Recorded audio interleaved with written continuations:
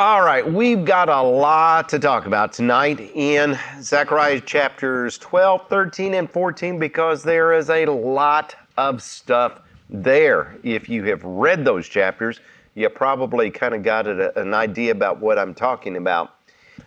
You could kind of look at Zechariah, this passage, because this is, like the second one of those oracles.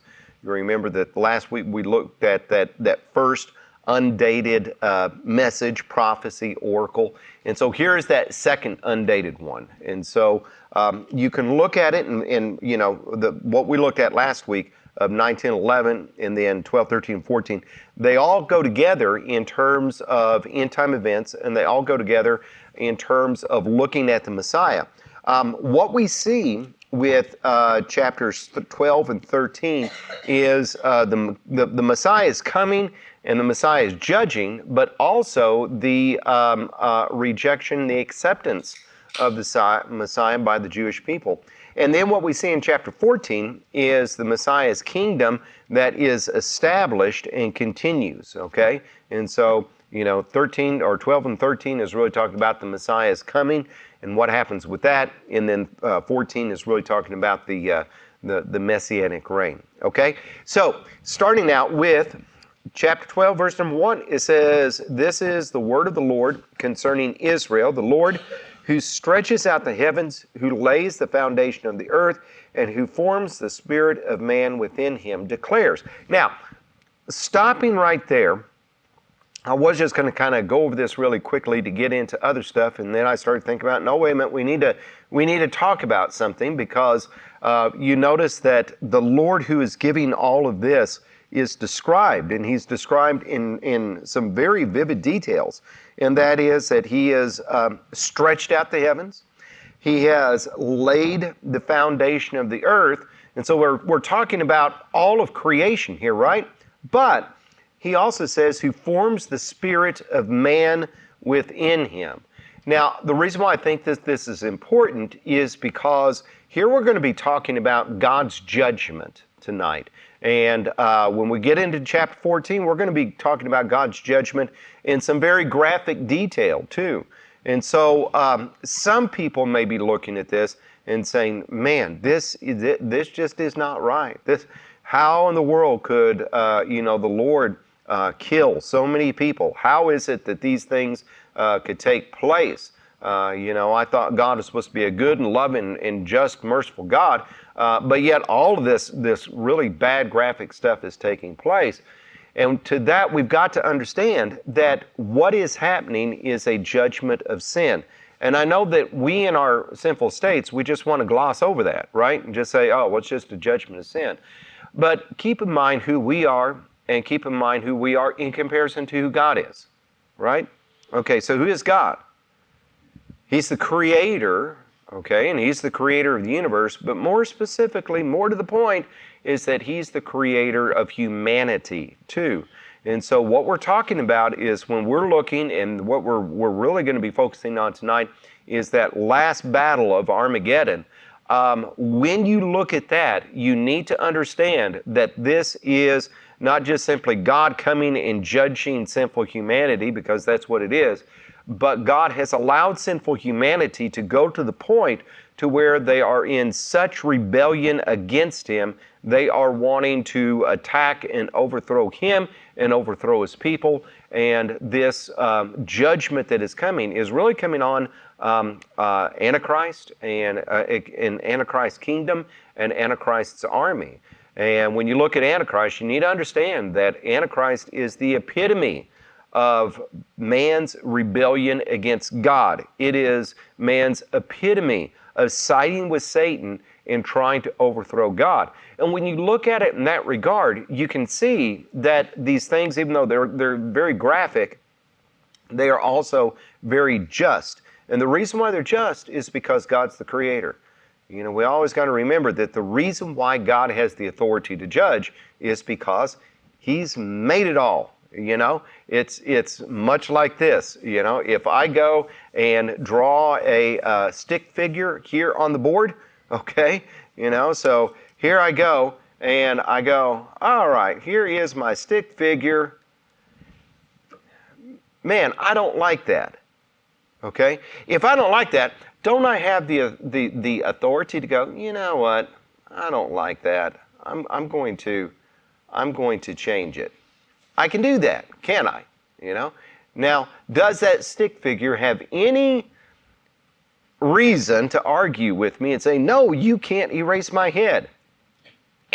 There you go. It says, now you can't say it, right? Okay, if the stick figure could talk, the stick figure could say that, but would it have any reason? Would it have any right to say it? No, because after all, I made it. Now, God has made us. God has made us in His likeness and image, and He made us perfect in the Garden of Eden. And so it's not like God has made a mistake, like I made a mistake, right? You know, that's just the analogy. But God has made us perfect, and we are in rebellion to Him. And so if God does not do anything about it, then God is unjust. But God, since He's just, He is obligated to one day come and judge sin. And that's what we're talking about. Okay? All right. Questions on that before we continue on? I know you guys just want to get to the graphic stuff, don't you? Okay. So what we see is in verse number 2 is we're talking about Jerusalem, okay? And it says, I'm going to make Jerusalem a cup that sends all the surrounding peoples reeling. Judah will be besieged as well as Jerusalem on that day when all the nations on the earth are gathered against her. I will make Jerusalem an immovable rock for all the nations. All who try to move it will injure themselves. On that day I will strike every horse with panic and its riders with madness, declares the Lord. I will keep a watchful eye over the house of Judah, but I will blind all the horses of the nations. Then the leaders of Judah will say in their hearts, the people of Jerusalem are strong because the Lord Almighty is their God. On that day I will make the leaders of Judah like a firepot in a woodpile, like a flaming torch among the sheaves. They will consume right and left all the surrounding people, but Jerusalem will remain intact in her place. Now, we look at this, and you know, kind of what I talked about last week when we were talking about all these different prophecies, and I was saying it's really hard to try to figure out, you know, the timing of all of this, because, you know, one day is as 1,000 years, and 1,000 years is as one day to the Lord. And so, you know, He's not looking at time the way that we are. What I said last week is that I kind of have the feeling that all those prophecies that we looked at, it's not so much as when each and every single one of them are completed, as much as it is at the end, you can look back and you can see how God did all of those different things. Now, it's kind of the same way with this here, because here we're talking about Jerusalem, right? And so as I was reading through this, I was kind of like saying, oh, well, you know, is this saying that, you know, towards the end, you know, people are going to be attacking Jerusalem, but they're not going to be able to invade Jerusalem, right? Okay, well, actually, that's not quite really true. As a matter of fact, you skip over chapter 14 and you see that, yes, Jerusalem is going to be ransacked and is going to be attacked. You skip on over to the book of Revelation, chapter 10. What you see is that towards the last half, I believe the last half of the tribulation period, that Jerusalem and the outer courts of the temple are going to be given over to the Gentiles for 42 months.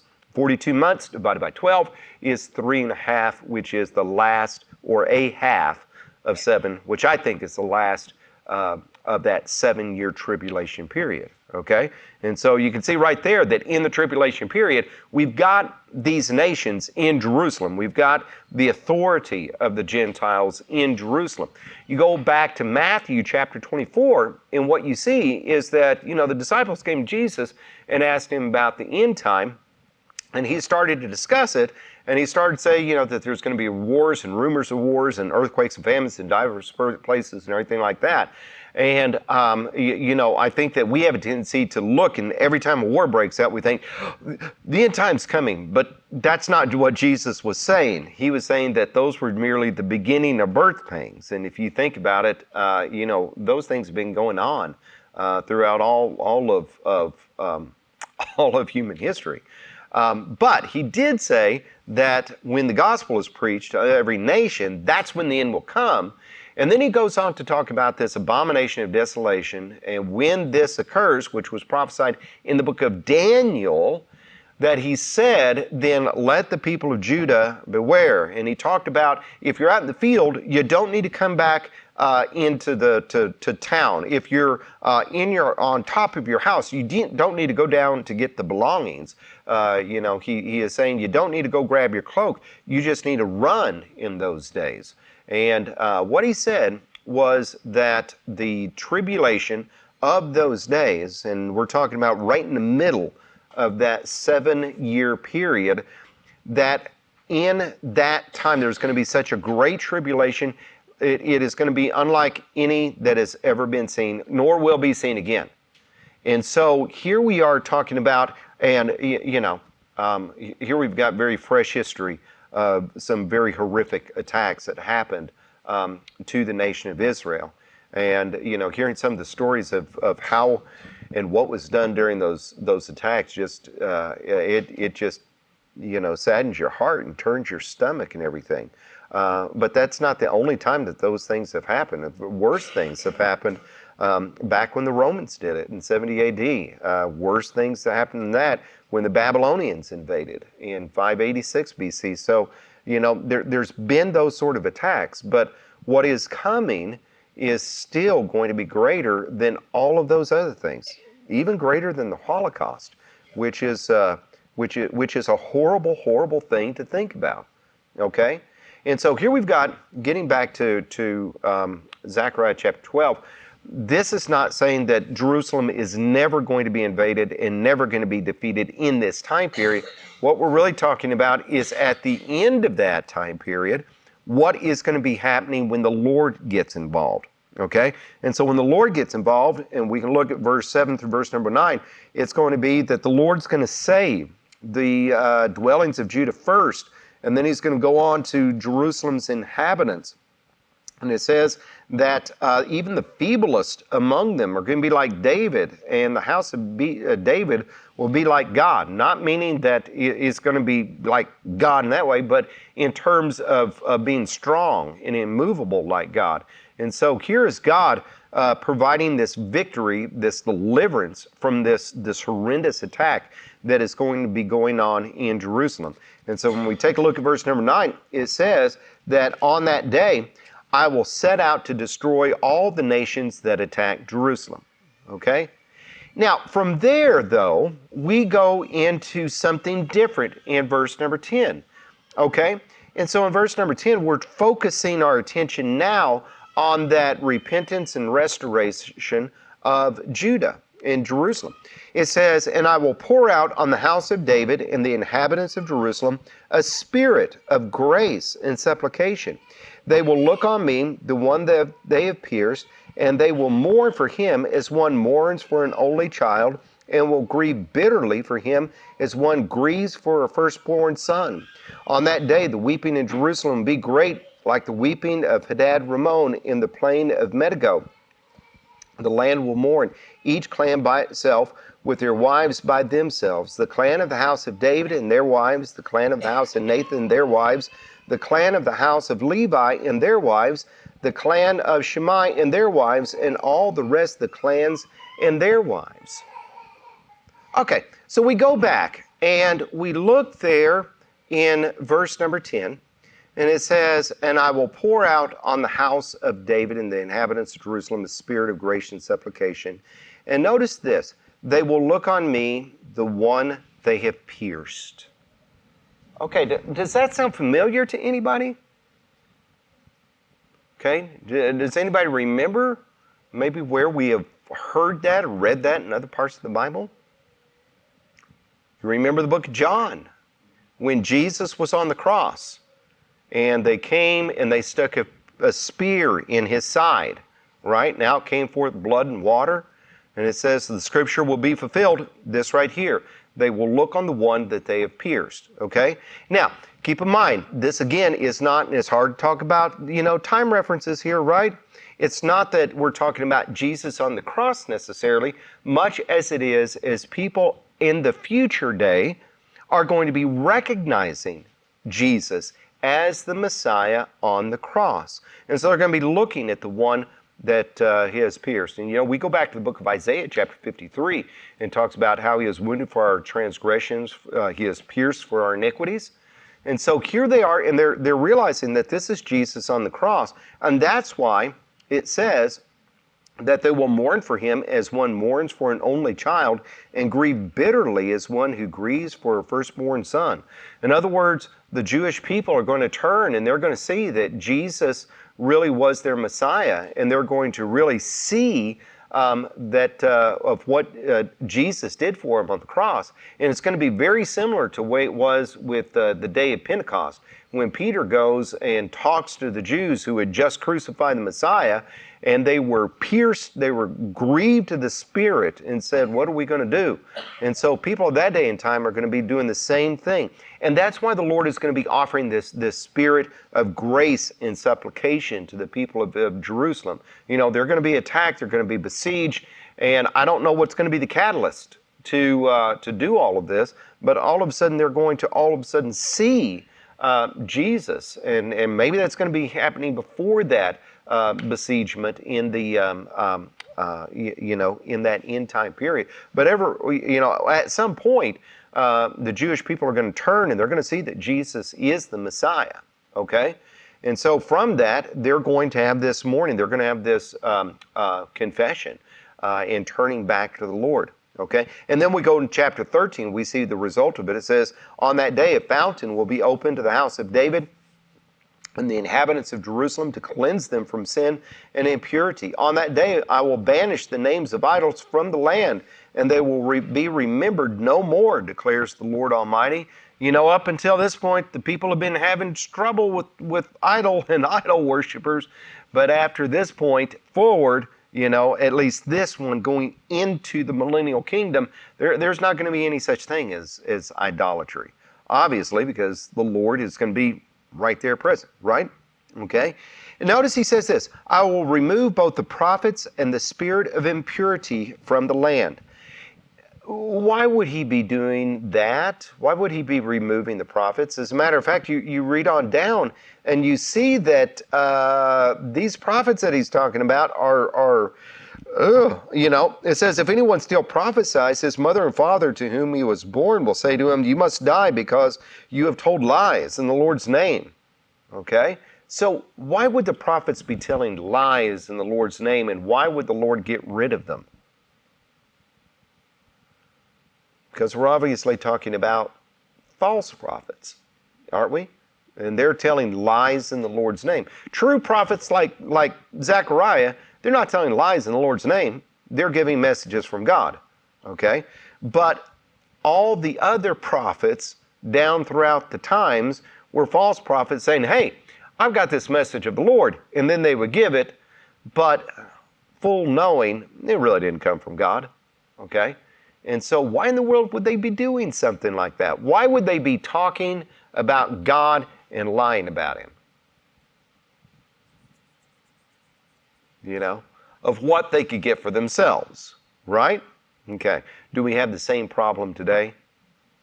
Absolutely. People say whatever they want to say in order to make themselves look good, great, get power, get prestige, get popularity, get money, whatever the case is, okay? And so he is saying in that day, it's not going to be like that. As a matter of fact, in verse number 4, it says, "On that day, every prophet will be ashamed of his prophetic vision." And so here you got somebody who's being a false prophet, and then all of a sudden it's like, wait a minute. It says, "He will put on a prophet's garment of hair in order to deceive. He will say, 'I'm not a prophet, I'm a farmer, and the land has been my livelihood since my youth.'"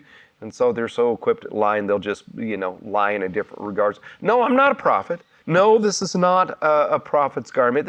I'm a farmer. I just been working the land since I was a kid, and, this is just my farming clothes. That's all it is." Okay. All right. Moving on down to verse number 7. Here we've got something else. "Awake, O sword, against my shepherd, against the man close to me, declares the Lord Almighty." Okay, shepherd. And here's the sword striking the shepherd. Now, who is the shepherd? It's supposed to be the preachers of the time that overseeing the church. Okay, now if you remember, if we go back to chapter 11, here we've got these two shepherds, and here Zechariah was supposed to go shepherd the flock, and we've got these shepherds that were, there that were shepherding the flock, so to speak, but they were false shepherds. They were bad shepherds, and they were mistreating. I don't think that that's who he's talking about. Instead, you got Zechariah, and Zechariah is also shepherding the flock, right? Okay, and who is Zechariah supposed to be representing? He's supposed to be representing the Lord, isn't he? Okay, so going back to chapter 13, here we've got, awake, O sword, against my shepherd, against the man who is close to me, declares the Lord Almighty. So if this is really talking about the Lord, how is it that the Lord can say to the sword, go strike the shepherd, the man who's close to me, when the Lord is the shepherd? Do you understand that? It only makes sense if you understand the Trinity, right? Now, let's not separate the Trinity, but let's understand the Trinity as far as the distinctions of the Father and the Son, right?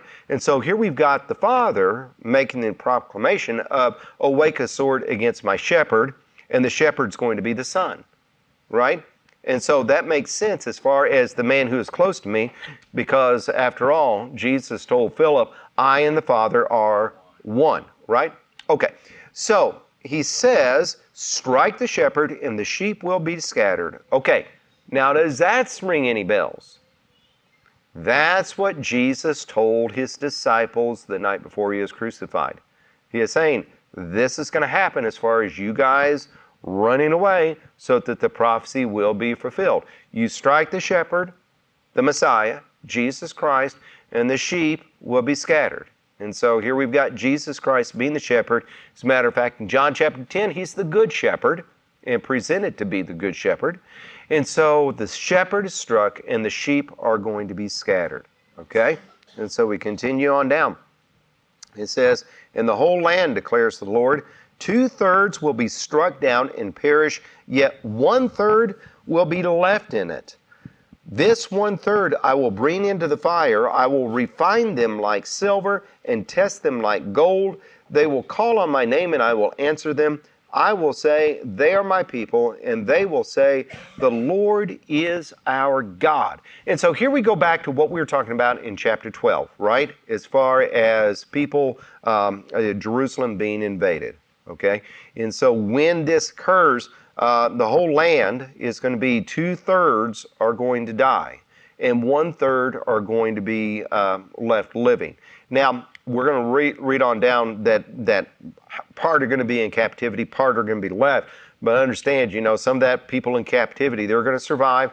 Most of them are going to die. Some of the people that are left in the land, some of them are going to survive. Most of them are going to die. And so this is a terrible, terrible, horrible time period that is coming for the Jewish people that's there.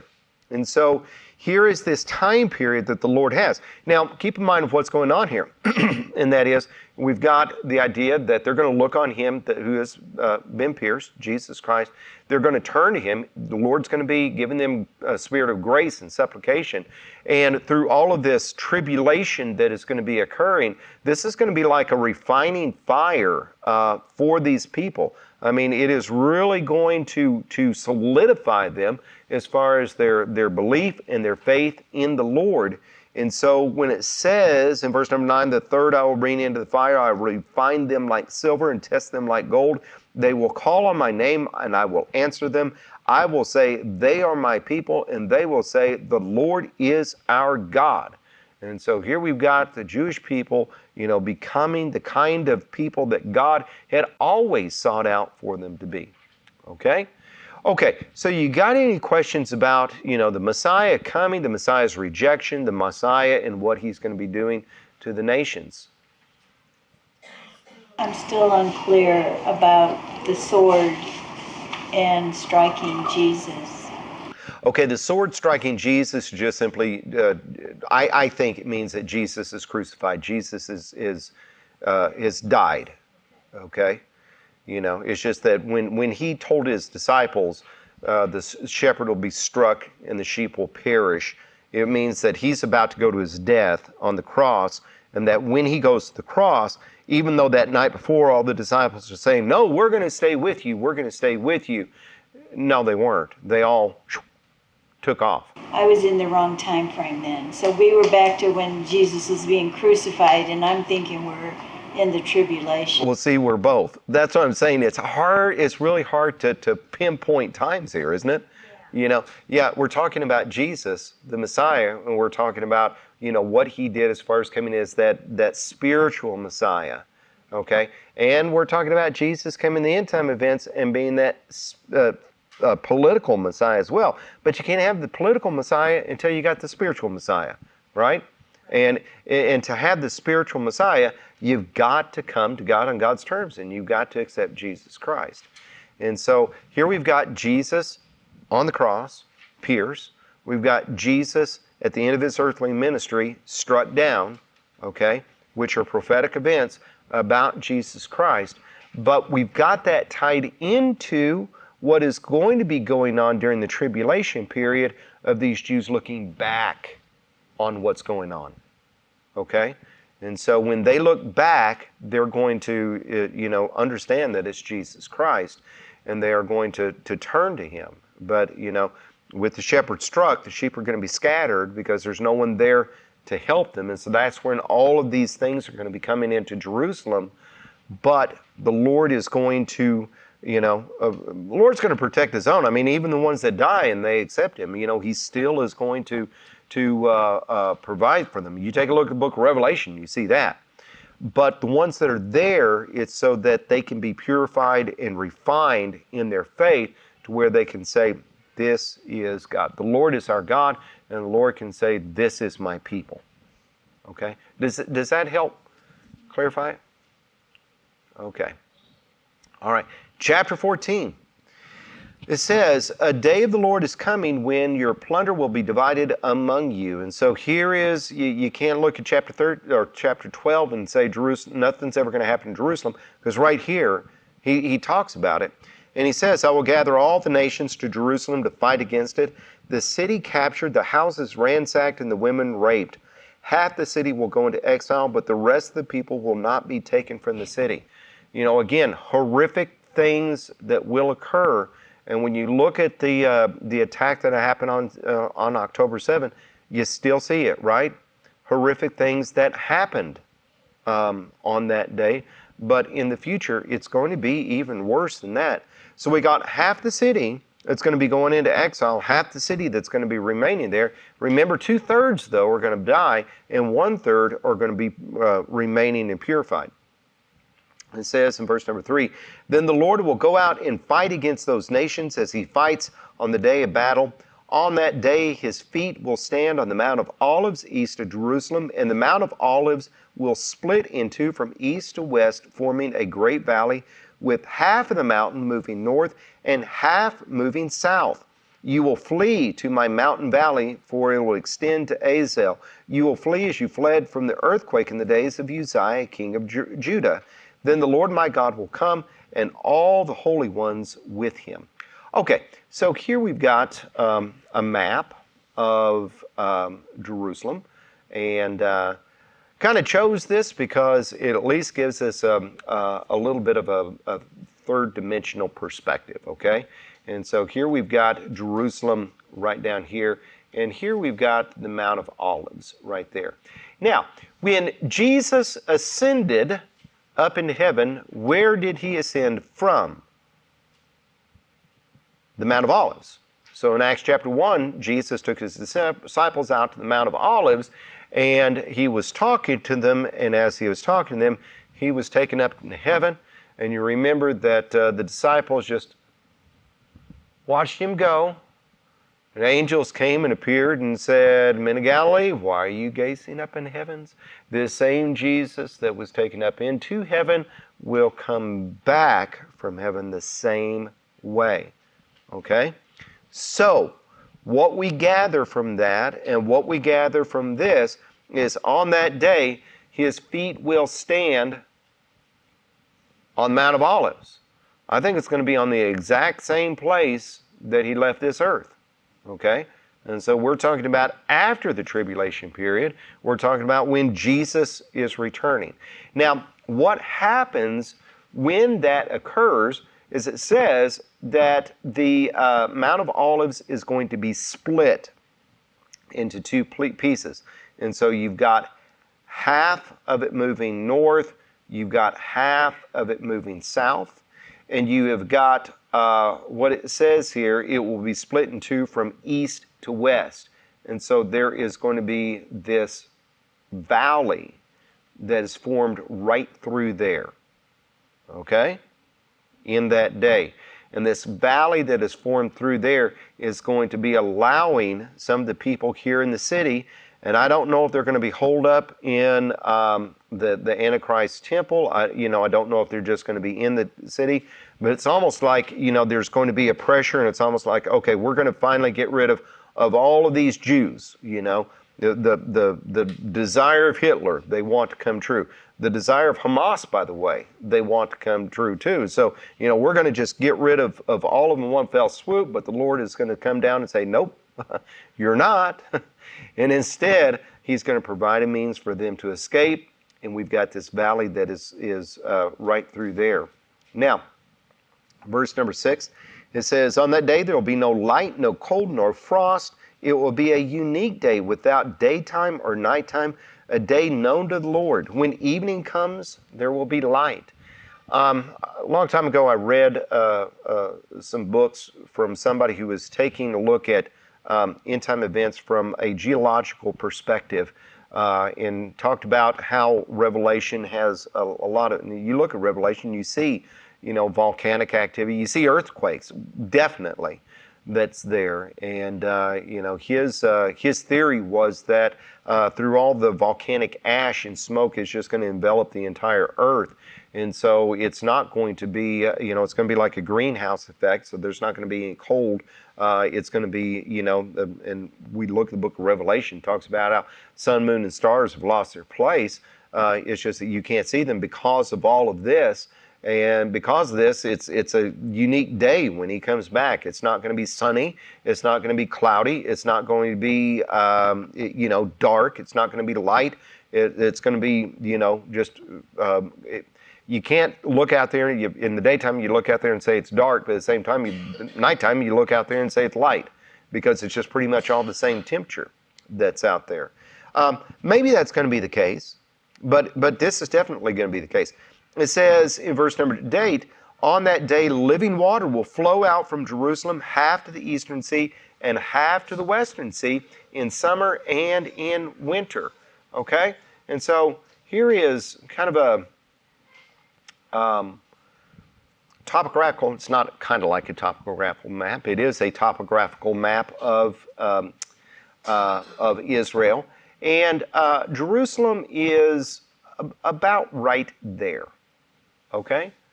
And interestingly enough is that Jerusalem, you go just due east, you run into the top of the Dead Sea. What is interesting to me about the Dead Sea is that the Dead Sea is the lowest spot on the face of the earth. Did you know that? It says minus 400 here on this map, but that's minus 400 meters. When you do the calculation, it's about 1,300 feet. And so the Dead Sea itself is about 1,300 feet below sea level. And so, right here is sea level, right here is 1,300 feet below it. Kind of interesting, isn't it? Okay? And by the way, the lowest spot in the Dead Sea is 1,300 feet below that too. So anyway, so what we see here is that water is going to be flowing out of Jerusalem, and we see that some of it is going to be going to the Western Sea right here, and some of it is going to be going to the Eastern Sea, the Dead Sea. Okay? Now, when you look at this topographical map, you can kind of see, oh, okay, here we've got Jerusalem, which is up on the mountains, and it's a good deal higher than the Dead Sea. So water does what? Flows downhill. So, we can see that. But at the same time, how is water going to be getting over this mountain this way to go this direction? Okay. It says, verse number 9, the Lord will be king over the whole earth. On that day there will be one Lord, and his name, the only name. The whole land, from Reba to Ramon, south of Jerusalem, will become like the Arabah. Now, we see this Arabah right here, but really what we're talking about is that it's going to be a plain. You look at other translations, other than the NIV, it just says a plain. All right? And so it says that it's going to be like Arabah, but Jerusalem be raised up and remain in its place from the Benjamin gate to the site of the first gate, the corner gate, and from the tower of Hanel to the royal wine presses. It will be inhabited, never again to be destroyed. Jerusalem will be secure. And so all of this area right here is going to be lowered down in order for this river to take place. Now, when you go to the book of Ezekiel, chapter 49, you see the construction of the millennial temple. And what you see is that Ezekiel saw a stream that was coming out of the threshold of the temple, and it went south out of the temple. And so he went around the other side, and that he took a measurement of it, and it was just, ankle deep. It went a little bit further, it was knee deep, a little bit further, and then all of a sudden it became this huge river that was incrossable. And so that, I think, is what we've got here. As a matter of fact, some people kind of think that here we've got from the Sea of Galilee down through here is the Jordan River, and that the Jordan River is going to be diverted and come over here into the Red Sea or the Dead Sea, and that even it goes off the map, that it will then continue into the Gulf of Aqaba, which connects to the Red Sea. Okay? So if you think about it here, the reason why the Dead Sea is dead is because there's nowhere for the water to flow. It just builds up there and builds up there, and that's why it is the saltiest, I think it's the saltiest body of water on the face of the earth. And that's why it's the Dead Sea. But if it is able to flow down through that area, then what you can see is that, and this is prophesied in the book of Ezekiel, that it's going to teem with fish, although there is going to be some parts of it that are going to be salty marshes. Okay? If we've got a river that's going there, can you see how, if this is a plain, this is going to be very fertile ground. And if we've got a river that is going this direction, what's going to be going with this as well? Fertile ground, right? Okay, all happening in the millennial reign. We're running out of time, and so let's look at verse number 12 real quick. It says, "This is the plague with which the Lord will strike all the nations that fought against Jerusalem.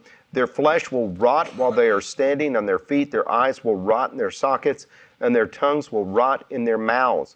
On that day, men will be stricken by the Lord with great panic, each man with the hand of another, and they will attack each other. Judah too will fight at Jerusalem. The wealth of all the surrounding nations will be collected, great quantities of gold and silver and clothing. A similar plague will strike the horse and the mule, the camels and the donkeys, and the horses, animals in those camps." Now, when we look at this, we look at the Battle of Armageddon. And some people, the most popular view of Armageddon is that it's going to be occurring here in this valley of Jezreel. Okay? And so you can see that, if nations are gathering here to then come and attack Jerusalem, that the Lord comes and attacks right here. Okay? Now, all of this plague about their flesh is going to rot while they're on their feet, their eyes in their socket, their tongues in their mouths. There's some people who say, well, that's got to be a nuclear weapon. Well, maybe, but maybe not. I talked about earlier the man who thought about all this geological stuff. He was talking about, and I'm not a geologist, but lava flows and pyroclastic flows and blasts that would hit and just dissolve people, similar to what happened at Vesuvius.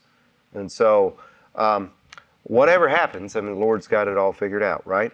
But here's the main thing, and we're going to wrap up with this in verse number 16.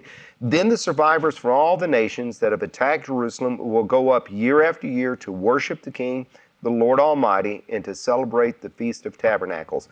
If any of the people of the earth do not go up to Jerusalem to worship the King, the Lord Almighty, they will have no rain. If the Egyptian people don't go up and take part, they'll have no rain. The Lord will bring on them the plagues that he afflicts on the nations that do not go up and celebrate the Feast of Tabernacles. This will be the punishment of Egypt and the punishment of all nations that do not go up to celebrate the Feast of Tabernacles. On that day, holy to the Lord will be inscribed on the bells of the horses and the cooking pots, and in the Lord's house will be like sacred bowls in front of the altar. Every pot in Jerusalem and Judah will be holy to the Lord Lord Almighty, and all who come to sacrifice will take some of the pots to cook in them. And on that day there will no longer be a Canaanite in the house of the Lord Almighty. What in the world is that meaning? It means that Lord is going to be there, and the Lord is going to be ruling, and the Lord is going to be reigning. And the Lord is going to rule and reign with a rod of iron, which, as I said last week, the saying is the only good dictator is a dead dictator. Well, wait a minute. The only real good dictator is Jesus Christ, because he is righteous and he is holy and he is the one that can do it. And so, yes, the millennial reign is going to be a dictatorship. And the Lord, because he's God, because he's the creator, he has the authority to say it. And he's going to say, okay, hey, look, you need to come and you need to recognize who I am. And if you don't, I'm going to withhold your reign. And so that'll be proof right there. Oh, wait a minute, he really is who he says he is. But that last little statement there of there will no longer be a Canaanite in the house of the Lord Almighty, that just simply means to me that everybody who's going to be there is going to be God's child. Everybody who be there is going to be one who recognizes God. And from that, we're going to be all one people, worshiping the Lord. Okay, you got questions on that? I threw a lot at you, didn't I? Yes, Carol. When it says everybody will be going to Jerusalem. Yes. That means the whole world? Yes. Maybe not every single person in the world, but the kings of the earth, the people who are they're going to be required to go and pay homage to the Lord and to recognize his power and authority. Okay? And sometimes, reading it, we're trying, like, visualizing it exactly like it's saying, literally. And I think that's kind of what she's getting at. I mean, how are we all going to be there? Right. If it, I know when we're in heaven we'll have, our spiritual bodies.